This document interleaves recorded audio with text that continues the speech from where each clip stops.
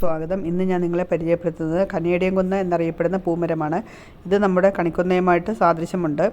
പക്ഷേ ചില കാര്യങ്ങളിൽ രണ്ടും തമ്മിൽ വ്യത്യാസമുണ്ട്. കണിക്കൊന്ന എന്ന് പറയുന്ന ഒരു ഏപ്രിൽ മെയ് മാസങ്ങളിൽ മാത്രം പൂക്കൾ തരുന്ന ഒരു മരമാണ്. പക്ഷേ ഇത് ഒരു സീസണൽ ഫ്ലവർ അല്ല, എല്ലാ കാലാവസ്ഥയിലും നിറഞ്ഞ പൂക്കൾ തരും. പിന്നെ രണ്ടാമത്തെ വ്യത്യാസം എന്ന് പറയുന്നത് ഇതിൻ്റെ പൂക്കൾ ഇച്ചിരൂടെ വലിപ്പം കൂടിയതാണ്. നമ്മുടെ കണിക്കൊന്നയുടെ പൂക്കൾ എന്ന് പറഞ്ഞാൽ അത്രയും വലിപ്പമില്ല, പക്ഷേ ഇതിൻ്റെ പൂക്കൾ എന്ന് പറയുന്നത് നല്ല വലിപ്പമുള്ളവയാണ്. പിന്നുള്ളൊരു വ്യത്യാസം എന്ന് പറയുന്നത് കണിക്കൊന്ന പല പല പൂങ്കുലകൾ ചേർന്നിട്ട് ഒന്നായിട്ട് താഴേക്ക് തൂങ്ങിക്കിടക്കും. ഇതും പക്ഷേ താഴേക്ക് തൂങ്ങിക്കിടക്കുകയാണ് ചെയ്യുന്നത്, പക്ഷേ ഒരു ബഞ്ച് ഓഫ് ഫ്ലവേഴ്സാണിത്. അതാണ് ഇതിൻ്റെ ഒരു പ്രത്യേകത എന്ന് പറയുന്നത്. പിന്നെ ഇതിൻ്റെ ഇലകൾ നല്ല വ്യത്യാസമുണ്ട്. കണിക്കൊന്നയുടെ ഇലകൾ എന്ന് പറയുന്ന നേർത്ത അങ്ങോട്ടും ഇങ്ങോട്ടും ഒരുപോലെ നിൽക്കുന്ന നീളത്തിലുള്ള ഒരു പുളിയിലയുടെ ഒരു വലിപ്പത്തിലുള്ള ഇലകളാണ്. പക്ഷേ ഇതിൻ്റെ ഇലകൾ എന്ന് പറയുന്നത് നല്ല വലിപ്പമുണ്ട്. ഇതൊക്കെയാണ് ഇത് തമ്മിലുള്ള പ്രധാന വ്യത്യാസം. പിന്നെ സീസണൽ അല്ലാത്തതുകൊണ്ട് തന്നെ നമുക്ക് എപ്പോഴും പൂന്തോട്ടത്തിൽ പൂക്കൾ വേണമെന്ന് ആഗ്രഹിക്കുന്നവർക്ക് നട്ടു വളർത്താൻ പറ്റിയ നല്ലൊരു ഓപ്ഷനാണ് ഈ ചെടി.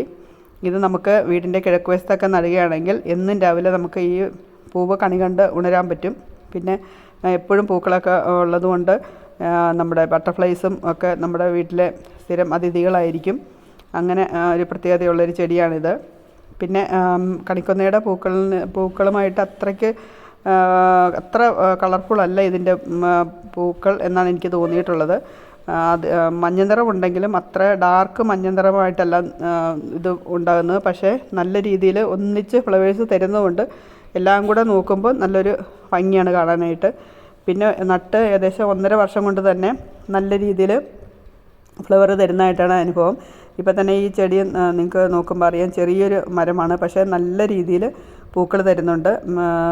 ഇത് പ്രധാനമായിട്ട് നമുക്ക് കാണുന്നത് നമ്മുടെ കൂടുതലും വയനാട് ഭാഗങ്ങൾ, മൂന്നാർ എന്ന ഭാഗങ്ങളിലുള്ള മിക്കവാറും എല്ലാ വീടുകളിലുമൊക്കെ ഇത് കാണാറുണ്ട്. ഇപ്പം വന്ന് നമ്മുടെ നാട്ടിലും ഇത് നല്ല രീതിയിൽ പൂ പിടിക്കാറുണ്ട്. ഒരുവിധപ്പെട്ട നേഴ്സറികളിലെല്ലാം ഇതിൻ്റെ തൈ കിട്ടാറുണ്ട്. ഇപ്പം എല്ലാവരും ഈ ചെടി നട്ടു വളർത്താൻ നോക്കുക. നമുക്കെപ്പോഴും പൂന്തോട്ടത്തിൽ ഒരു അഴകായിട്ടൊരു മഞ്ഞ വസന്തം തീർക്കാനായിട്ട് പറ്റിയ നല്ലൊരു ചെടിയാണിത്. എല്ലാവർക്കും എൻ്റെ വീഡിയോ ഇഷ്ടപ്പെട്ടെന്ന് വിചാരിക്കുന്നു. വീഡിയോ ഇഷ്ടപ്പെടുകയാണെങ്കിൽ നിങ്ങളുടെ വിലയേറിയ അഭിപ്രായങ്ങളൊക്കെ അറിയിക്കുക. നമ്മുടെ ചാനൽ സബ്സ്ക്രൈബ് ചെയ്യുക. വീണ്ടും പുതിയൊരു വീഡിയോ ആയിട്ട് കാണാം. അതുവരെ എല്ലാവർക്കും ബൈ.